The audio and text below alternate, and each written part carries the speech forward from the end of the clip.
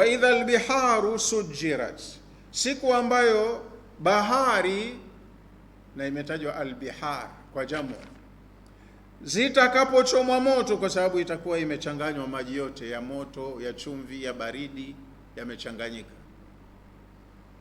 yote, kwa ujumla ni bahari itakuwa, lakini yamechanganyika ya chumvi, ya baridi, matamu, makali, halafu juu yake kuna vitu ambavyo vinaweza vikashika moto na vikaripuka. Wa idha albiharu, na siku ambayo bahari taajjajat nara, itaonekana inawaka moto.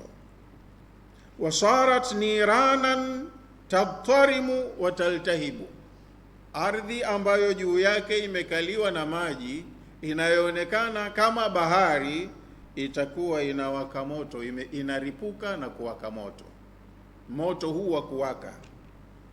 Wa idha nufusu zuwijat, na siku ambayo nafsi zitaoanishwa. An-nufusu ni sisi watu.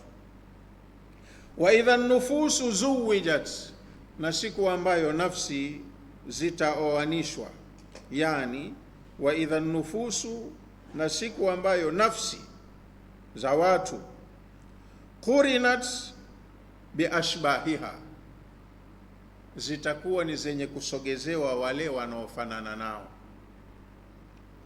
Nafsi za watu zitawekwa pamoja na zile zinazoshabihiana nazo. Hii tulisoma tulipopitia kwenye suratul Zilzala, yaumaidhin yasduru nasu ashtatan, siku ya kiyama watu watawekwa vikundi vikundi, vikosi vikosi. Wanawekwa watu ambao wana sifa zinazofanana. Kwa mfano, Allah anaweza akasema wale walioondoka duniani na kosa la wizi, wezi wote wakusanyeni pamoja. Sasa kundi la wezi linawekwa pamoja. Walioondoka duniani na kosa la mauaji, yani kuna watu wanafanya makosa mengi, lakini kuna kosa hilo ndo linakuwa linabeba jina, huyu muuaji. Kwa hiyo wauaji, wenye kesi za mauaji wanawekwa pamoja, wenye kosa fulani wanawekwa pamoja, na kwa upande wa wema hivyo hivyo. Wale watu wakarimu walioondoka duniani wana title ya kwamba hawa ni wakarimu, hebu nikusanyeni pamoja, wanakusanywa pamoja. Wale waliokuwa qaimina billaili wannasu niyam, wenye sifa ya kusimama usiku, watu wamelala, wao wanasimama kwa ajili ya kufanya ukaribu na Mola wao, wakusanyeni pamoja. Wenye sifa ya kufunga sana wameondoka duniani, hawa ni saimun, wanazo na amali nyingine, lakini kuna amali ndiyo iliyowapa jina, wawekeni pamoja. Kuoanishwa kwenyewe ndo huku, watu wanaofanana wa umma mbalimbali watawekwa pamoja. Kama kuna mashtaka, watakuwa wana joint case, kesi yao inasomwa pamoja, kama tunavyoona katika mambo ya jinai kwenye mahakama zetu za duniani. Wanaweza wakapanda kizimbani watu 10, 15, shitaka lao ni moja.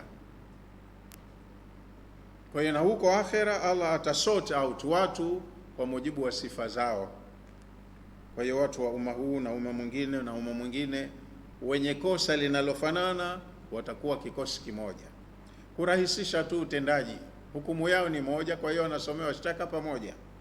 Maamuzi yakitoka yanawahusu wote, alafu tena mgawanyiko wa kila mtu apewe kiasi chake utafanyika kwa uadilifu na kwa wepesi zaidi. Wa idha nufusu zuwijat, siku ambayo nafsi zitaoanishwa, bimaana wa idha nufusu qurinat biashbahiha, siku ambayo nafsi zitawekwa pamoja na wale wanaofanana nao.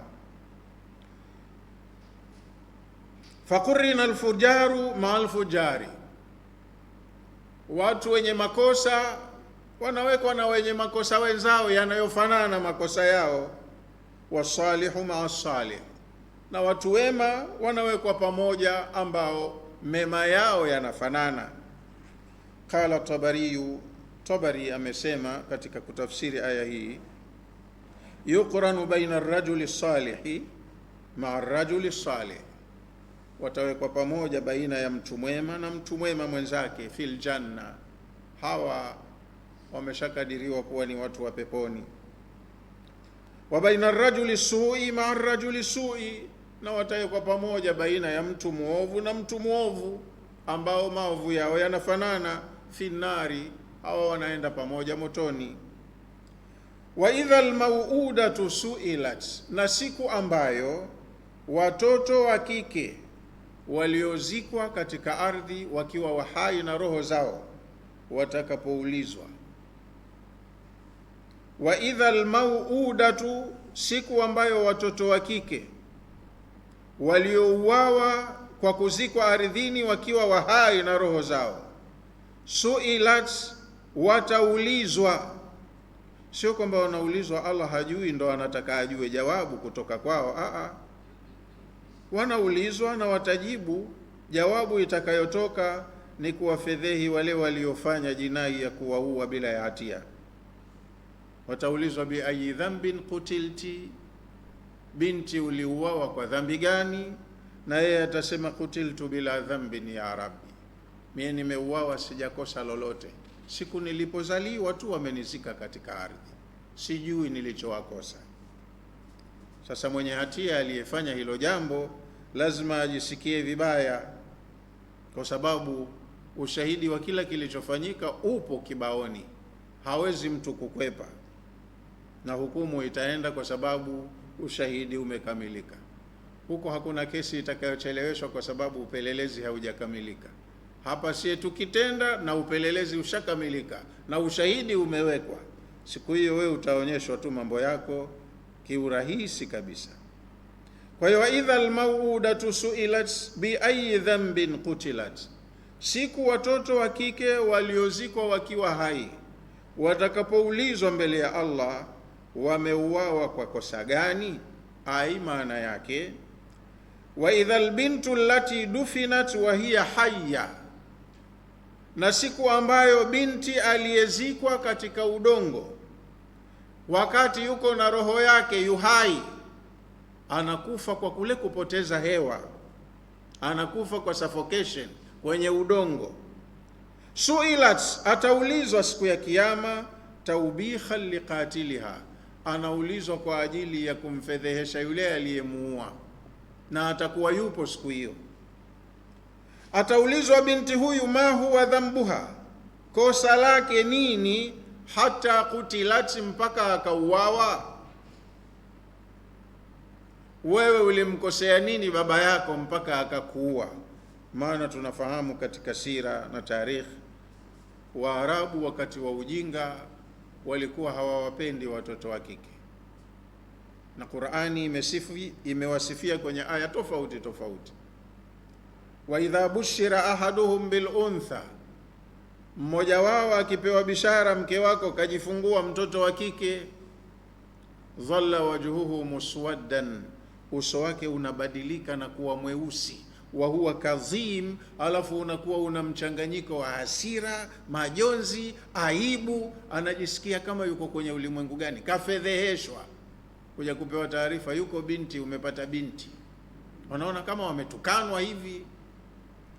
Kwa hiyo maamuzi waliokuwa wanachukua wanaume wakati huo, mkewe akishakuwa yuko katika mwezi wa kujifungua, anapoona ishara anamwambia, mimi natoka ninaenda zangu maongezini kwa watu, tafadhali usije ukaniaibisha. Ukijiona umejifungua mtoto wa kike usiniletee taarifa mbaya ukaniaibisha mbele za watu, mfanye mwenyewe unavyojua. Kwa hiyo mama analazimika amuue mwenyewe mwanawe. Akishamzaa akamuona wa kike, basi achimbe shimo amfukie, asipeleke taarifa mbaya. Maana kama watoto wasio na kosa wanauawa, ujue mazingira haya, wanawake hawa ambao wako kwenye ndoa hawakuwa huru kwenye maisha ya ndoa na waume zao. Mwanamume anaweza akamfanya mkewe lolote na hakuna kesi, hakuna mahala pa kwenda kushtaki. Hata hao wenye mtoto wa kike hawana malalamiko. Ina maana kama kosa lilikuwa la marehemu, kamkera mume wake na mume kachukua hatua mpaka ya mauaji, mtu akiamua kuua inakuwa kawaida tu. walikuwa wanaishi kwenye mazingira magumu sana. Uislamu ndio ulokuja kuwakomboa wanawake na ukawafanya wao na wanaume ni sawa sawa, wote ni watahiniwa hapa juu ya ardhi, ila kwa sababu ya tofauti ya jinsia ni kanuni ya Allah ya kimaumbile ya kufanya viumbe waendelee kuzaliana, lakini wote ni watahiniwa, wana majukumu sawa, wanatakiwa wafanye ibada kwa ajili ya maisha yao ya kudumu ya milele kesho. Kwa hiyo kuna makosa yalikuwa yanafanyika mpaka yenye ukubwa kama huu wa kuua viumbe hai kwa kutokuwapenda tu. Sipendi mtoto wa kike, basi mtu anaamua kumuua, tena anamzika ardhini akiwa na roho yake. Qala fi tashili, amesema shekhe aliyeandika tafsiri ya Qur'ani inayoitwa Tashili kwenye aya hii, almauudatu, neno almauuda hiya albintu allati, huyu ni mtoto wa kike ambaye kana baadhi alarabi, walikuwa baadhi ya Waarabu, yadfanuha hayatun, wanawazika katika ardhi wakiwa hai na roho zao. Kazaliwa yu hai, lakini anachukuliwa anaenda kuzikwa. Min karahiyatihi, kwa sababu wanawachukia tu, hawawapendi watoto wa kike, aibu kwao na matusi. Min karahiyatihi laha, ni kuwachukia tu. Huyu baba hampendi tu mtoto wa kike, anataka apate watoto wa kiume tu. Au ghiratihi alaiha, au kwa sababu ya ghira kwao, yani mimi ndo itafika siku nile mtoto huyu, nipoteze mali zangu, halafu akishakuwa mkubwa waje watu, oh, tumekuja mzee, tunataka kuunga udugu, tumekuja kuposa binti yako. Mtu anaona kama katukanwa. Hili analiogopa mtu. Hasa wewe si unazaa hao wa kiume unaowapenda, umewapataje kama hukuoa mke? Na hao watoto wako wa kiume unaowapenda wataishije bila ya wake? Watoto wa kike wote mkeshawateketeza, mtakaa wanaume watupu. Ndo pana maisha hapo. Lakini ndo hali ilivyokuwa. Walikuwa baadhi ya Waarabu hawapendi watoto wa kike, wanawachukia, au wanaona ni aibu mtu kuwa ana watoto wa kike nyumbani. Fatusalu yawma alqiyama, kwa hiyo watoto hawa waliouawa na baba zao wataulizwa siku ya Kiyama, bi ayi dhanbin qutilti, binti uliuawa kwa kosa gani? Na atajibu, nimeuawa silijui kosa langu, mimi nimezaliwa, nimekuja duniani, hata sijapafahamu vizuri, wameniteketeza hawa jamaa, sijui kosa langu.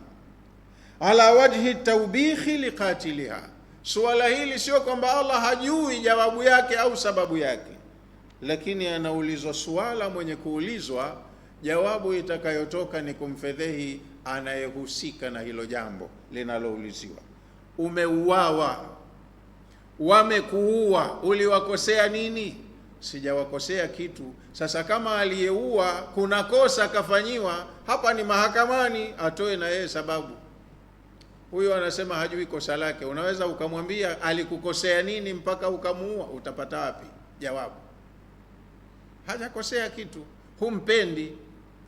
Sasa wewe hupendi tu basi, na hili jambo la kuumba si kazi yako. Mola wako ndo kakuumbia, kakupa, hukupenda ulichotunukiwa. Lillahi ma fi samawati wa ma fi al-ardi, ni vya Allah vyote vilivyoko mbinguni na vya ardhini. Yakhluqu ma yashau, Allah ndiye muumba, ndiye khaliq, na huwa anaumba anachotaka.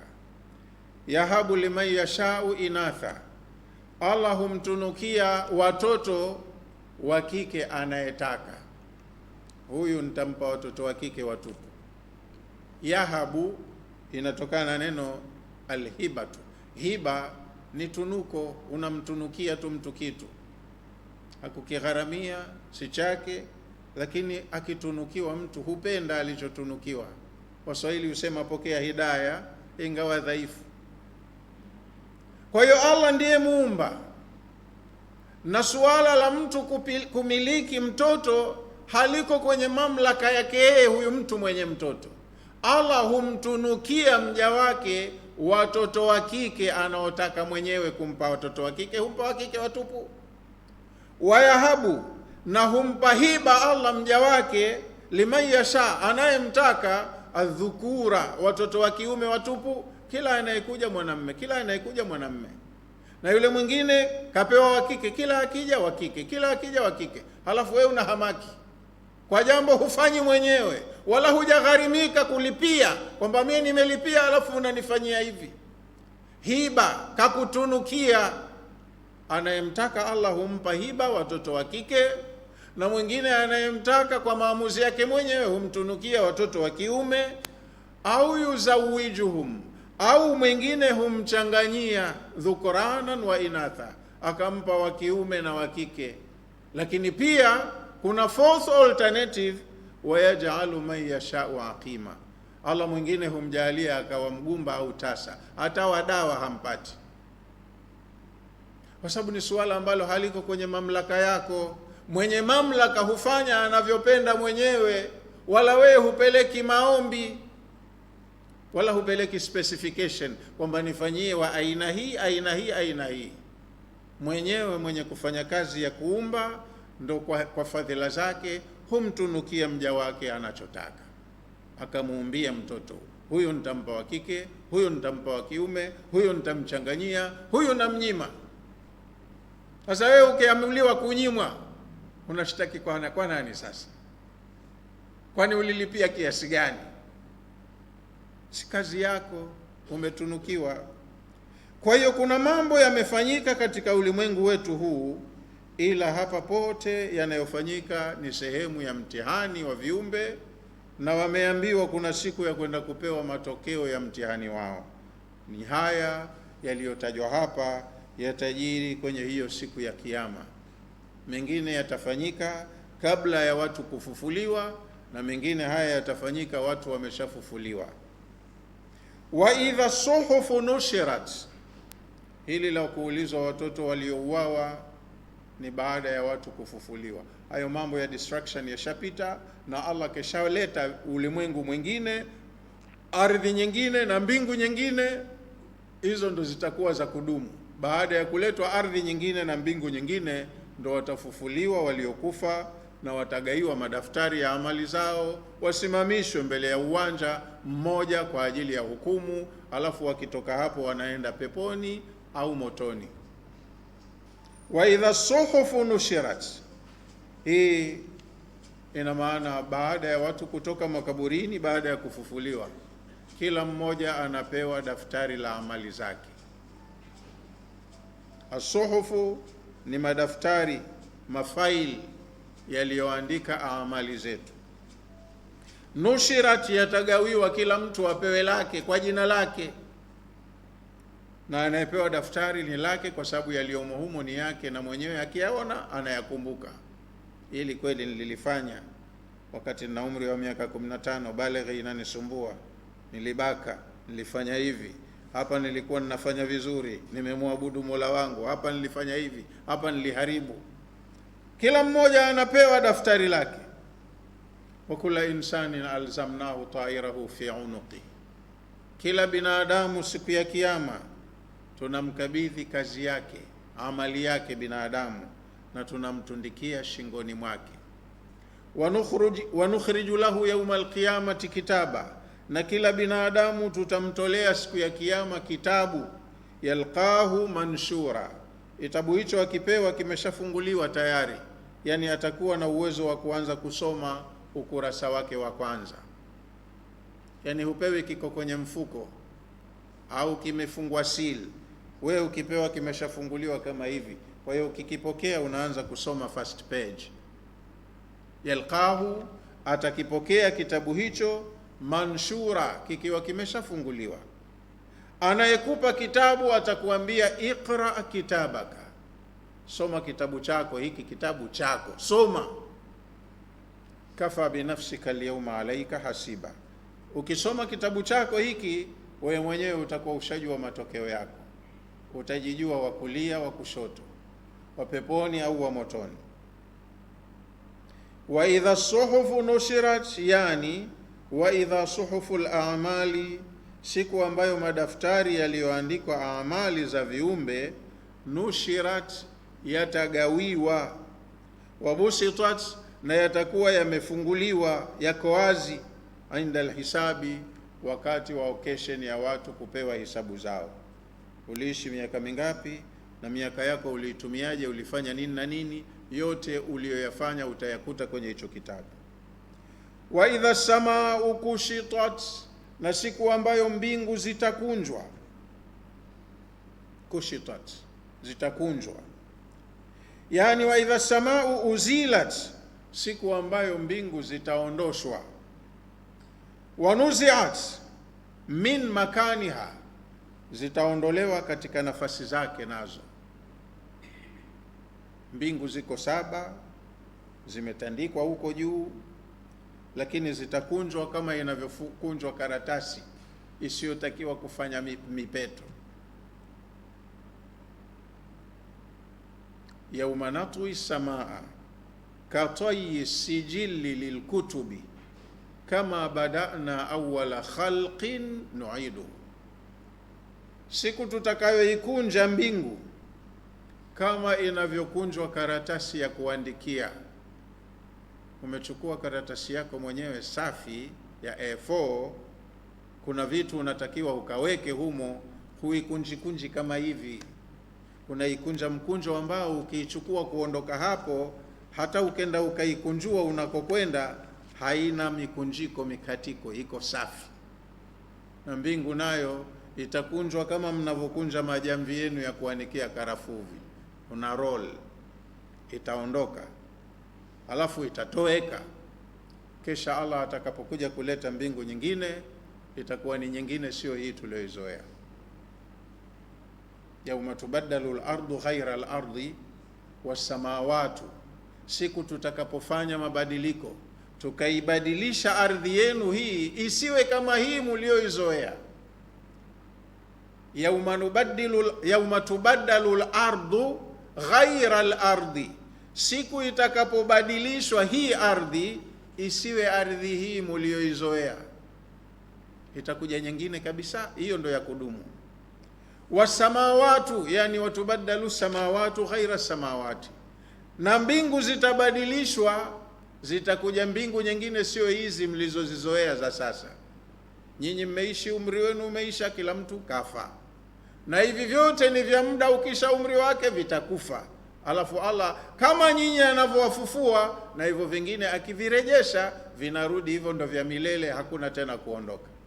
Kwa hiyo kutakuja ardhi nyingine sio hii tulioizoea, mbingu nyingine sio hizi tulizozizoea, mandhari itakuwa tofauti na hii. Hivi vyote vya muda havitokuwepo, vitakavyokuja ndo vitakuwa vya kudumu sasa, vya ulimwengu wa milele usiokuwa na mwisho.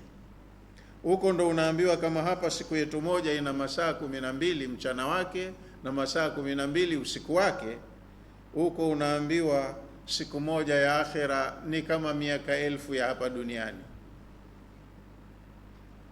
Ni suala la mahesabu tu, hata wewe ukitulia unajua. Tunaambiwa ardhi yetu inalizunguka jua, na katika kuzunguka kwake ina mizunguko miwili, rotation na revolution. Rotation ni ile ardhi yenyewe inajizungusha pale ilipo kwenye orbit yake, inajizungusha hivi, ndo tunapata usiku na mchana kwa kule kujizungusha kwake.